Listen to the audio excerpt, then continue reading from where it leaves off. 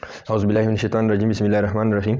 Welcome to the ADAT Essential Academy. In today's lecture, we will discuss about important topic application या importance of KC chemical equilibrium constant की क्या application है या हमें इसका chemistry में क्या अहमियत है, तो इसको डिटेल से पढ़ेंगे। इसके अलावा जो इस टॉपिक को पढ़ने के लिए आपको केमिकल इक्विलिब्रियम और केमिकल इक्विलिब्रियम कांस्टेंट के बारे में थोड़ी बहुत इन्फॉर्मेशन होना चाहिए। तो आप मेरे प्लेलिस्ट में भी देख सकते हैं, अगर आपको पता नहीं, अगर पता है तो ठीक है, ये पे इतना मुश्किल इसमें नहीं है, लेकिन इस दो टॉपिक को वैसे समझना काफ़ी इम्पोर्टेंट है। So chapter number 9 10th class chemistry में chemical equilibrium simple chemical equilibrium chapter है, तो सिंपल इसको इंपॉर्टेंस ऑफ इक्विलिब्रियम कांस्टेंट समझाते हैं। तो लिहाजा केमिकल इक्विलिब्रियम कांस्टेंट से किसी भी रिवर्सिबल रिएक्शन के बारे में क्या है वो जो 3 तरह की इन्फॉर्मेशन हासिल कर सकते हैं। फर्स्ट जो इन्फॉर्मेशन है direction of a reversible chemical reaction, हम इससे मालूम कर सकते हैं किस तरह, तो इसको डिस्कस करेंगे डिटेल के साथ। इसी तरह extent of a chemical reaction, किस हद तक की रिएक्शन हो चुका है फॉरवर्ड डायरेक्शन की तरफ और रिवर्स डायरेक्शन, तो इसको इससे ये मालूम कर सकते हैं। Calculation of the equilibrium concentration, equilibrium की जो कंसंट्रेशन है, लेट्स सपोज हमारे पास क्या है एक रिवर्सिबल केमिकल रिएक्शन, इसमें इक्विलिब्रियम आ गया है, तो इक्विलिब्रियम पर प्रोडक्ट रिएक्टेंट्स और रिएक्टेंट्स की कंसंट्रेशन कितने हैं, तो किसी की वैल्यू अगर हमें मालूम है तो इसे हम आसानी कैलकुलेट कर सकते हैं। तो लिहाजा हमारे पास क्या है सबसे पहले KC value is constant for a specific reaction at a particular temperature condition for which, हमारे पास क्या है केसी की जो वैल्यू है हमारे पास क्या है ये कांस्टेंट है, और ये कांस्टेंट इसलिए है जब हमारे पास क्या है रेट ऑफ फॉरवर्ड रिएक्शन क्या हो जाए, रेट ऑफ फॉरवर्ड रिएक्शन बराबर हो जाए रेट ऑफ रिवर्स रिएक्शन का, हमारे पास क्या हो जाए रेट ऑफ फॉरवर्ड रिएक्शन बराबर हो जाए रेट ऑफ रिवर्स रिएक्शन का। तो इस कंडीशन पर हमारे पास लेट्स सपोज जो 2 मॉलिक्यूल रिएक्टेंट्स की रिएक्शन कर लेती है पर सेकंड और 2 मॉलिक्यूल प्रोडक्ट की बनती है, तो लिहाजा 2 मॉलिक्यूल प्रोडक्ट की क्या रिएक्शन कर लेती हैं, प्रोडक्ट की रिएक्शन कर लेती है और 2 मॉलिक्यूल ऑफ रिएक्टेंट्स बना लेती है, तो लिहाजा रिएक्टेंट्स और प्रोडक्ट की कंसंट्रेशन कांस्टेंट रह जाती हैं। तो इसलिए केसी की जो वैल्यू है ये कांस्टेंट होती है तब तक अगर हम एक्सटर्नल कंडीशन में चेंज न लाए। एक्सटर्नल कंडीशन क्या है, कंसंट्रेशन, टेम्परेचर और प्रेशर, अगर हम इस रिएक्शन के लिए चेंज न करें तो ये रिवर्सिबल रिएक्शन क्या मतलब कि फॉरवर्ड और रिवर्स रिएक्शन स्टार्ट होगा। सो अपनी टॉपिक की तरफ जाते हैं। Direction of a reversible reaction क्या है, इससे हम केसी क्या है केसी की वैल्यू से हम मालूम कर सकते हैं। लेट्स सपोज एक रिएक्शन है हमारे पास A + B, ये रिएक्टेंट्स है और क्या बना रही है C + D, क्या बना रही हैं प्रोडक्ट बना रही हैं। तो आपसे पूछ ले कि भाई ये रिएक्शन हमारे पास क्या है, आपसे कोई पूछ ले बीइंग अ केमिस्ट है, केमिस्ट्री की स्टूडेंट कि भाई ये जो रिएक्शन है हमारे पास, ये नीट जो रिएक्शन है फॉरवर्ड की तरफ जा रही है, इसकी डायरेक्शन फॉरवर्ड की तरफ ज़्यादा है या रिवर्स डायरेक्शन में प्रोडक्ट रिएक्शन ज़्यादा करके रिएक्टेंट्स बना लेती हैं। ऐसे तो रिवर्सिबल रिएक्शन फॉरवर्ड की तरफ भी जाती हैं, मतलब रिएक्टेंट्स भी हमेशा कंटिन्यूसली रिएक्शन करके प्रोडक्ट बना लेती है और प्रोडक्ट हमेशा कंटिन्यूसली रिएक्शन करके बना लेती है। लेकिन सिर्फ फ़र्क ये होती है कि अगर इक्विलिब्रियम में ना हो तो फ़र्क ये होती है कि हमारे पास या तो फॉरवर्ड रिएक्शन की रेट ज़्यादा होती है या रिवर्स रिएक्शन की रेट ज़्यादा होती है। तो 3 तरह की क्वेश्चंस प्रॉब्लम आ सकते हैं, या तो फॉरवर्ड रिएक्शन ज़्यादा होगा या रिवर्स रिएक्शन ज़्यादा होगा या इक्विलिब्रियम होगा। तो हम किस तरह इसको मालूम कर सकते हैं। लेट्स सपोज हमारे पास एक रिएक्शन है, इसकी केसी का जो एक्सप्रेशन है प्रोडक्ट की कंसंट्रेशन और रिएक्टेंट की कंसंट्रेशन की जो रेशो है, इसकी प्रोडक्ट्स की जो रेशो है इसको हम केसी कहते हैं। और बच्चे हम क्या है हमारे पास प्रोडक्ट और रिएक्टेंट की कंसंट्रेशन की जो रेशो हम लेते हैं इसको QC भी बोलते हैं। तो इसकी प्रोडक्ट की और रिएक्टेंट की कंसंट्रेशन की जो रेशो है इसको भी हम QC कहते हैं और QC भी इसको कहते हैं, QC रिएक्शन क्वेश्चन इसको कहते हैं। लेकिन KC और QC में फ़र्क ये है कि जो ये प्रोडक्ट की जो कंसंट्रेशन और रिएक्टेंट की कंसंट्रेशन है यहाँ पर भी रेशो, यहाँ पर भी रेशो, लेकिन ये जो रेशो है हम इक्विलिब्रियम स्टेट में ले लेते हैं। इक्विलिब्रियम क्या है, जब रेट ऑफ फॉरवर्ड रिएक्शन बराबर हो रेट ऑफ बैकवर्ड रिएक्शन का, इस टाइम पर प्रोडक्ट की जितनी कंसंट्रेशन और रिएक्टेंट्स की जितनी कंसंट्रेशन है इसकी प्रोडक्ट्स में जब हम रेशो मालूम कर ले इसको KC कहते हैं। और QC बच्चों क्या है, इनिशियल टाइम पे जब हम कंसंट्रेशन ऑफ प्रोडक्ट ले ले और इनिशियल टाइम पर कंसंट्रेशन ऑफ रिएक्टेंट्स ले ले, इसको हम QC कहते हैं। इनिशियल से क्या मुराद है, हमने जब रिएक्शन स्टार्ट कर लेते हैं, ये रिएक्शन स्टार्ट कर ले, रिएक्टेंट्स कंटिन्यूसली रिएक्शन कर लेती हैं और ये प्रोडक्ट बना लेती है। तो एट अ टाइम जब ये इसको हम स्टार्ट कर ली रिएक्शन तो इसको हम इनिशियल पॉइंट कहते हैं या इनिशियल कंसंट्रेशन कहते हैं रिएक्टेंट्स और प्रोडक्ट्स की। जब हम रिएक्टेंट्स और प्रोडक्ट और रिएक्टेंट्स की इनिशियल कंसंट्रेशन में रेशो मालूम कर ले या हमें पता ना हो कि भाई हमारे पास इक्विलिब्रियम एस्टेब्लिश हो चुकी है कि नहीं, और हम प्रोडक्ट और रिएक्टेंट्स की कंसंट्रेशन में रेशो लेते हैं तो इसको हम क्या कहते हैं QC कहते हैं। तो हमारे पास लेट्स सपोज किसी लेबॉरेटरी में या कारखाने में एक रिएक्शन हो रहा है और आपसे कोई पूछ ले कि भाई ये रिएक्शन हमारे पास फॉरवर्ड की तरफ ज़्यादा जा रही है, रिवर्सिबल रिएक्शन है, या बैकवर्ड की तरफ जा रही है या इक्विलिब्रियम में आ चुकी हैं, तो आप हमें ये बताएं। और आपको क्या इसकी क्या कर लें एक्सप्लेन कर ले कि let's suppose at 5 degree C, या आपसे पूछ ले कि भाई 500 डिग्री C पर ये जो टेम्परेचर हमने स्टार्ट किया है इस टेम्परेचर पर ये आप याद रखिए कि इसकी KC क्या है 2 है। तो हमें KC बताया कि भाई इसकी KC2 होती है एट 5 डिग्री C, तो आप मालूम कर ले कि भाई ये रिएक्शन इक्विलिब्रियम में है कि नहीं है।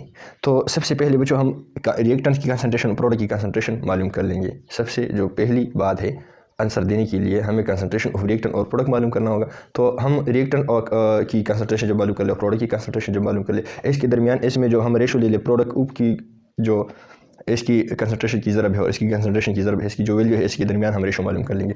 तो रेशो जब मालूम करते हैं तो बच्चों इसकी जो रेशो है KC की जो हमारे पास रेशो है इस रिएक्शन के लिए, KC हमारे पास क्या है 2 है और QC हमारे पास क्या है, तो 3 पॉसिबिलिटीज़ आर देयर, या 2 भी आ सकती हैं, 2 से कम 1 भी आ सकता है, 1 से कम भी मतलब 2 से जो KC की वैल्यू है इससे कम आ सकती है, या 3 भी आ सकती है। इसकी जो QC की वैल्यू है मतलब क्या है, QC की जो वैल्यू है KC से कम भी आ सकती हैं और ज़्यादा भी आ सकती हैं। अगर हमारे पास क्या है इस रिएक्शन के लिए जब हम कंसंट्रेशन के दरमियान रेशो ले ले इनिशियली, QC की वैल्यू बच्चे क्या है, अगर KC से क्या है कम है, KC की वैल्यू क्या है हमारे पास 2 है और ये QC इससे क्या है कम है, लेट्स सपोज ये 1 है, ये लेट्स सपोज क्या है इसकी वैल्यू 1 निकली है, ये 1 निकली है।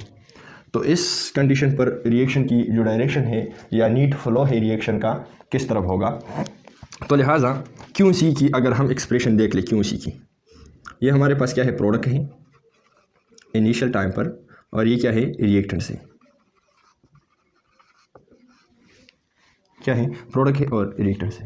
तो बच्चों जब ये प्रोडक्ट और रिएक्टेंट इक्विलिब्रियम पोजीशन पर है तो इससे वैल्यू 2 आती है। अगर इससे वैल्यू 1 आती है तो इसका क्या मतलब है कि हमारे पास क्या है प्रोडक्ट इक्विलिब्रियम पोजीशन से क्या है कम है। ये जो न्यूमरेटर है ये न्यूमरेटर है और ये डिनोमिनेटर है, डिनोमिनेटर है। इस प्रोडक्ट की कंसंट्रेशन और रिएक्टेंट की कंसंट्रेशन क्या है, मैथ्स में ऊपर वाले हिस्से को हम न्यूमरेटर कहते हैं और नीचे वाला इसको डिनोमिनेटर कहते हैं।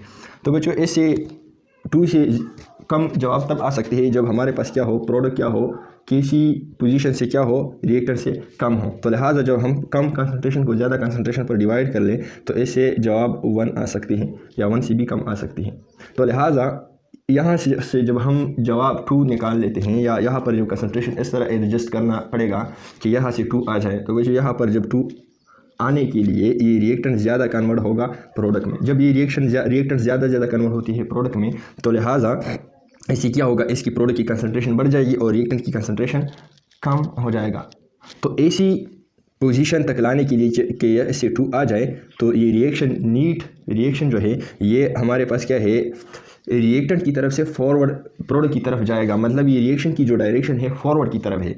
हमें इस रिएक्शन को ज़रूरी है कि ये प्रोडक्ट ज़्यादा बनाए ताकि इससे 2 का वैल्यू आ जाए। तो लिहाजा हम कह सकते हैं कि इस कंडीशन पर रिएक्शन की जो फ्लो है या नीट फ्लो है आप इससे कह सकते हैं कि भाई ये क्या है फॉरवर्ड की तरफ है। लेट्स सपोज अगर हमारे पास क्या है QC की वैल्यू हमारे पास क्या है ज़्यादा आ जाए KC से, ऐसी कोई कंडीशन है कि हमारे पास QC की वैल्यू लेट्स सपोज इससे क्या आ गया, ए से आ गया 3, इसकी जो रेशो हमने 3 लिया है। तो लिहाजा 2 तक लाने के लिए इस प्रोडक्ट को बच्चे क्या है इस प्रोडक्ट को कम करना होगा और रिएक्टेंट्स को ज़्यादा करना होगा। जब हम कम प्रोडक्ट्स को या कम कंसंट्रेशन को प्रोडक्ट ज़्यादा कंसंट्रेशन और रिएक्टेंट पर डिवाइड कर ले तो 3 से तब ये वैल्यू 2 तक आ सकती हैं। सो लिहाजा इस पोजीशन पर जब हमारे पास QC की वैल्यू KC से क्या हो हमारे पास KC से कम हो तो लिहाजा एट दैट पोजीशन प्रोडक्ट ज़्यादा होगा या जो रिवर्स रिएक्शन है इसका स्पीड क्या होना चाहिए ज़्यादा होना चाहिए कंपेरेटिव टू फॉरवर्ड रिएक्शन का, ताकि हमारे पास ये प्रोडक्ट और रिएक्टेंट्स की कंसंट्रेशन की रेशो ऐसी पोजीशन पर आ जाए कि इसकी जो रेशो हम ले लें इससे 2 आ जाए। तो लिहाजा प्रोडक्ट को आपने कंसंट्रेशन डिक्रीज़ करना होगा, कम करना होगा और रिएक्टेंट्स को बढ़ना होगा। तो लिहाजा नीट रिएक्शन का जो फ्लो है वो फॉरवर्ड बैकवर्ड की तरफ होगा। So rate of backward reaction ज़्यादा होगी और रेट ऑफ फॉरवर्ड रिएक्शन क्या होगी एट दैट पोजीशन क्या होगी, ये फॉरवर्ड रिएक्शन की कम होगी और बैकवर्ड रिएक्शन की ज़्यादा होगी। तीसरी जो कंडीशन है हमारे पास QC जो है KC की अगर बराबर आ जाए, KC की क्या है बराबर आ जाए, लेट्स सपोज हमारे पास ये प्रोडक्ट और रिएक्टेंट की कंसंट्रेशन की जब हम रेशो ले लें और इसका वैल्यू क्या आ जाए QC हमारे पास आ जाए QC की वैल्यू आ जाए 2, तो इसका मतलब ये है कि एट 5 डिग्री C हमारे पास इस रिएक्शन के लिए जो KC का वैल्यू है ये 2 है और QC का वैल्यू भी 2 आ गया। सो लिहाजा इसका मतलब ये है कि हमारे पास क्या है ये जो रिएक्शन है रेट ऑफ फॉरवर्ड रिएक्शन और रेट ऑफ रिवर्स रिएक्शन बराबर हो चुकी है, तो इसलिए AC2 का वैल्यू आ गया, क्योंकि हमारे पास एट 500 डिग्री सी की इस रिएक्शन का KC वैल्यू हमें बताया गया है लिटरेचर से या कारखाने वाला या लेबॉरेटरी वाला हमें बताएगा कि भाई 500 डिग्री सी पर इसकी जो KC का वैल्यू है ये 2 है। तो हमें पता चल जाएगा कि भाई हमारे पास क्या है, QC जब KC के बराबर हो जाए तो इसका मतलब है कि रेट ऑफ फॉरवर्ड रिएक्शन बराबर हो चुकी है रेट ऑफ रिवर्स रिएक्शन का, या हमारे पास क्या है, प्रोडक्ट और रिएक्टेंट्स और प्रोडक्ट की कंसंट्रेशन कांस्टेंट हो चुकी हैं। सो लिहाजा हम कह सकते हैं इस को कि भाई हमारे पास क्या है, रिएक्शन इक्विलिब्रियम तक पहुंच चुकी हैं। सो लिहाजा हम कह सकते हैं कि रिएक्शन फॉरवर्ड की तरफ ज़्यादा है, रिवर्स की तरफ ज़्यादा है, या हमारे पास रिएक्शन इक्विलिब्रियम पे है, रेट ऑफ फॉरवर्ड और रेट ऑफ रिवर्स रिएक्शन बराबर हो चुकी हैं।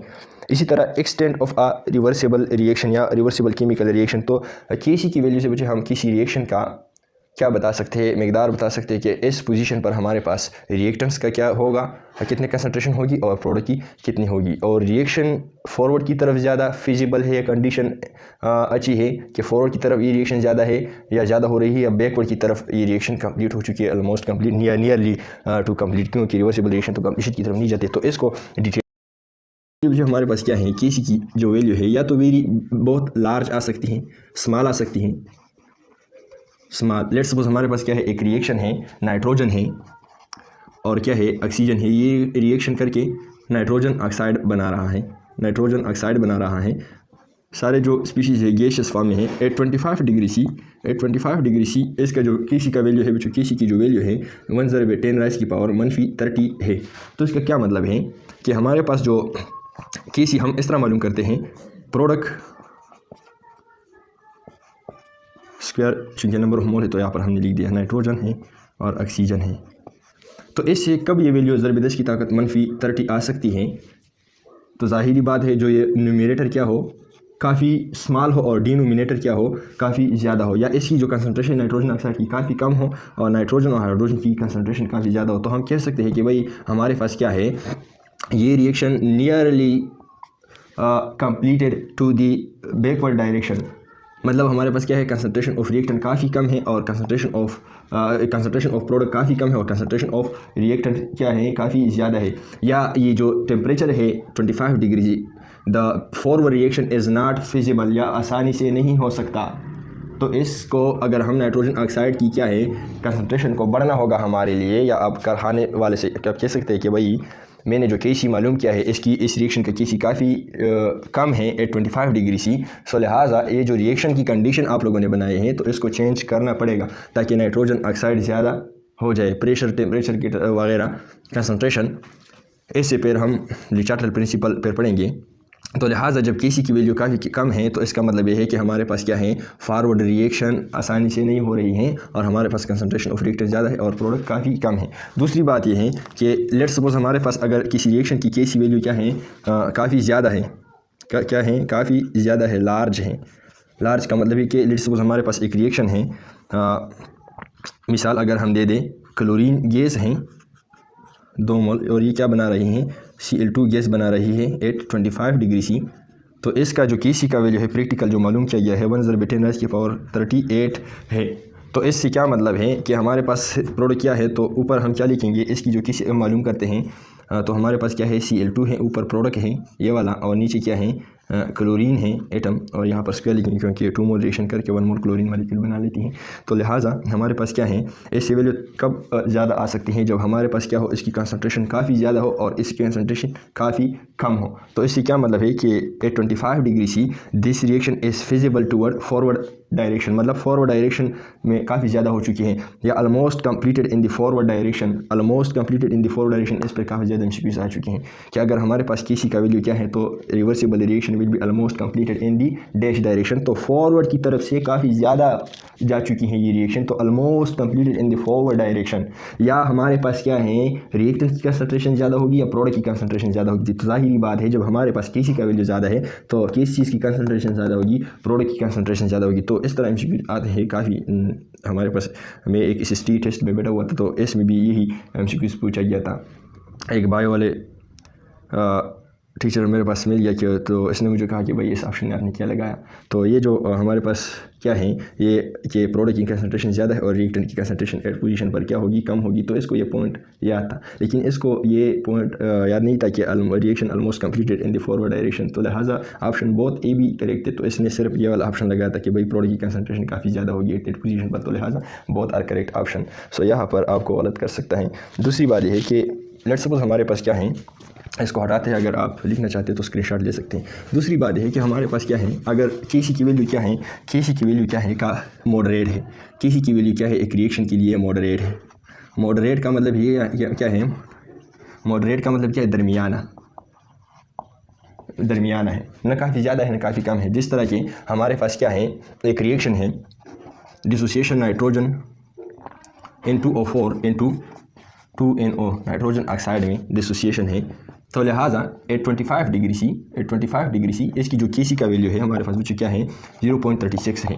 इसका मतलब ये है कि हमारे पास जो केसी का वैल्यू किस तरह आता है, प्रोडक्ट की कंसंट्रेशन और ये जो चूँकि नंबर ऑफ मोल 2 है तो ऊपर लिखते हैं, और N2O4 चूँकि इसकी नंबर ऑफ मोल 1 है तो वहाँ पर यहाँ पर 1 लिखते हैं। मॉडरेट वैल्यू या 0.6 तब आ सकती है कि इसकी और इसकी जो नाइट्रोजन N2O4 है और NO2 है, इसकी जो कंसंट्रेशन है अप्रोक्सीमेटली इक्वल मकदार में हो या थोड़ी बहुत इसमें फ़र्क हो। तो हम कह सकते हैं कि इस टेम्परेचर पर नाइट्रोजन N2O4 और NO2 की जो कंसंट्रेशन है कंपेरेबली इक्वल, मतलब न इसकी ज़्यादा है कंसंट्रेशन, न इसकी ज़्यादा है कंसंट्रेशन, अप्रोक्सीमेटली बराबर है या मॉडरेट पोजीशन पर है। ना कंसंट्रेशन रिएक्टेंट काफ़ी ज़्यादा है, ना प्रोडक्ट की ज़्यादा है, मेड में है या मेडल है।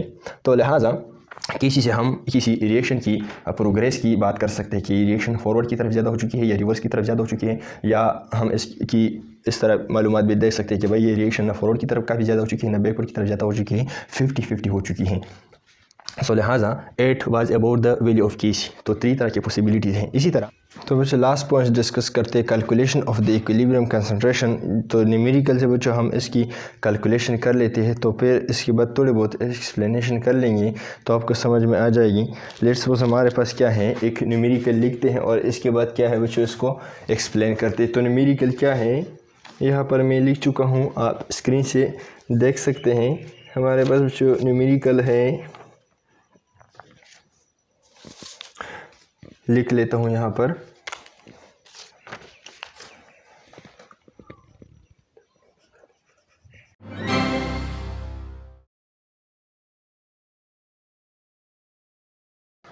हमारे पास बच्चों क्या है, एक न्यूमेरिकल है कि अगर 1 मोल ऑफ हाइड्रोजन रिएक्ट कर ले with 1 mole of iodine, hydrogen क्या है रिएक्शन कर लेती है 1 मोल ऑफ आयोडीन से एट 456 डिग्री सी पर इन 1 डेसीमीटर क्यूब फ्लास्क में, what will be the equilibrium concentration of hydrogen iodine and hydrogen iodide. क्या है हमारे पास क्या है, हाइड्रोजन है और क्या है रिएक्शन कर लिया है हाइड्रोजन आयोडाइड से, और क्या बना लेती हैं हमारे पास बना लेती है हाइड्रोजन आयोडाइड बना लेती हैं।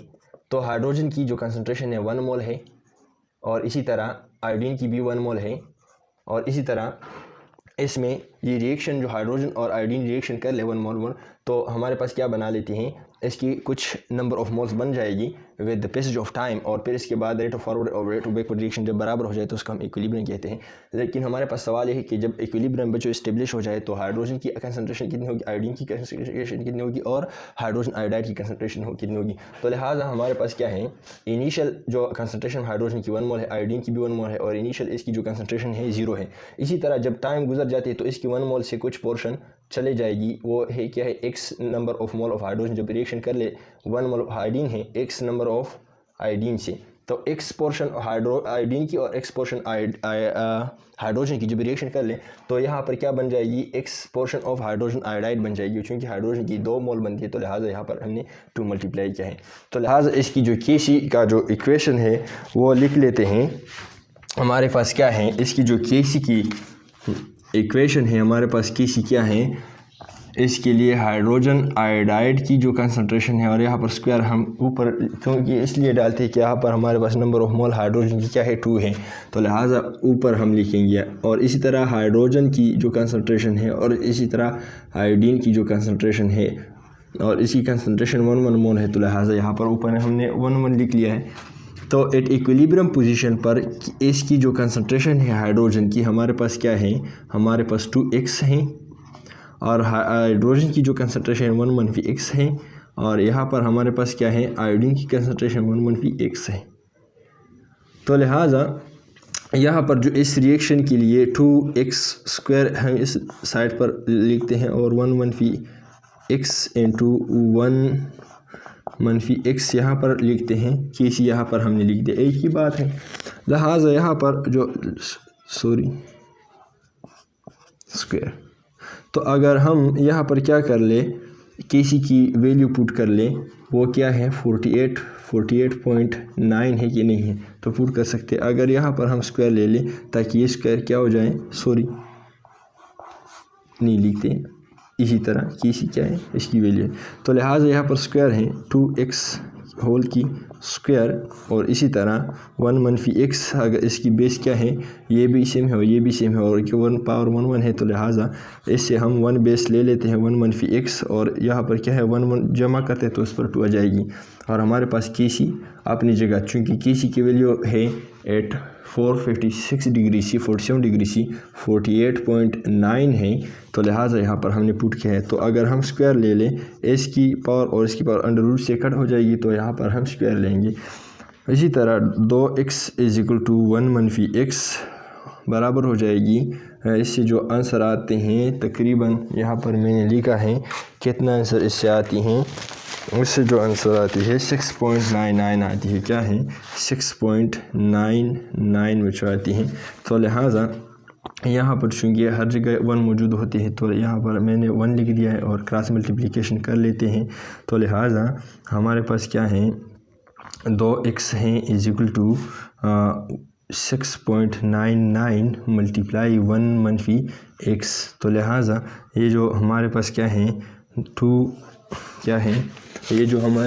है 2x है, ये किसकी बराबर हो गया है 6.99, 1 के साथ मल्टीप्लाई हो जाएगी, इस 1 के साथ भी, और ये 6.99 इस x के साथ भी मल्टीप्लाई हो जाएगी, तो लिहाजा नेगेटिव अपनी जगह और 6.99x हो जाएगी।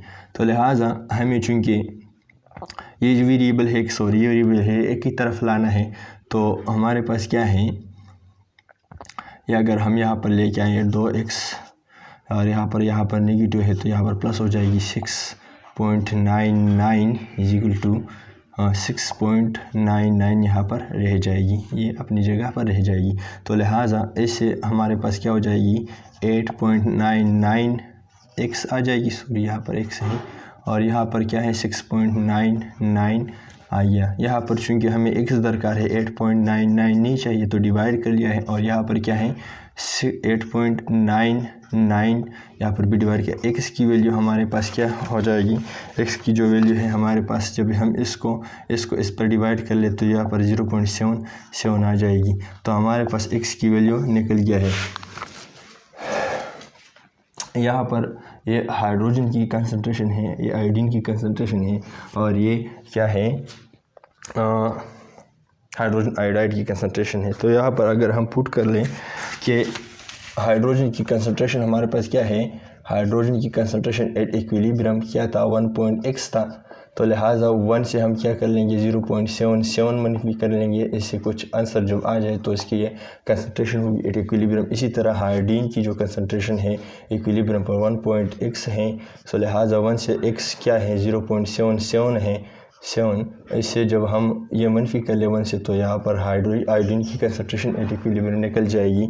इसी तरह हाइड्रोजन आयोडाइड की जो कंसंट्रेशन है एट इक्विलिब्रियम ये क्या है 2x है, सो लिहाजा 2 अपनी जगह और x की जगह हम 0.77 पुट कर ले, तो इससे कुछ आंसर जो आ जाए तो ये क्या होगा, ये इक्विलिब्रियम कंसंट्रेशन हाइड्रोजन आयोडाइड होगी। तो लिहाजा अगर हमारे पास क्या है रिएक्टेंट्स की इनिशियल कंसंट्रेशन मालूम है किसी न्यूमेरिकल में या किसी केमिस्ट को, और इस रिएक्शन का हमारे पास क्या है Kc मौजूद है, तो लिहाजा इस रिएक्शन के लिए हम इक्विलिब्रियम कंसंट्रेशन कैलकुलेट कर सकते हैं कि नहीं।